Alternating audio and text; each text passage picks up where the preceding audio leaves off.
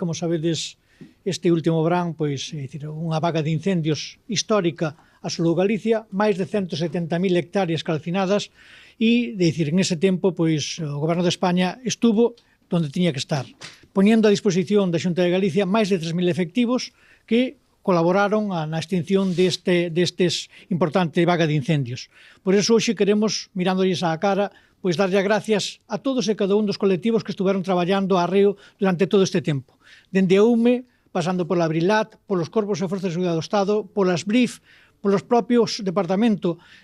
polo propio Sistema Europeo de Protección Civil e pasando polos propios servicios de protección civil da Delegación do Goberno e, como non, os subdelegados do Goberno que estuveron aí as 24 horas e durante os 7 días da semana. Por lo tanto, trátase simplemente diso, de deixar claro de que efectivamente temos uns servicios públicos potentes, temos que cuidalos e, dende logo, temos que mirar deles, porque xustamente cando todo falla, aí están eles para botar unha man e, dende logo, estar ca xente e estar salvándonos de todas estas inclemencias que temos. Ademais, vamos a aproveitar este acto tamén porque estes incendios din moito de que efectivamente o cambio climático non é un concepto, é unha auténtica realidade. Por lo tanto, tamén vamos a aproveitar para novamente solicitarlle á Xunta de Galicia e ao seu presidente tenderlle a man para que se sume a ese pacto climático. Aquí non se trata de cores ni se trata de ningún tipo de opción política. Trátase de supervivencia, trátase de futuro e trátase do futuro dos nosos fillos e as fillas. Por lo tanto,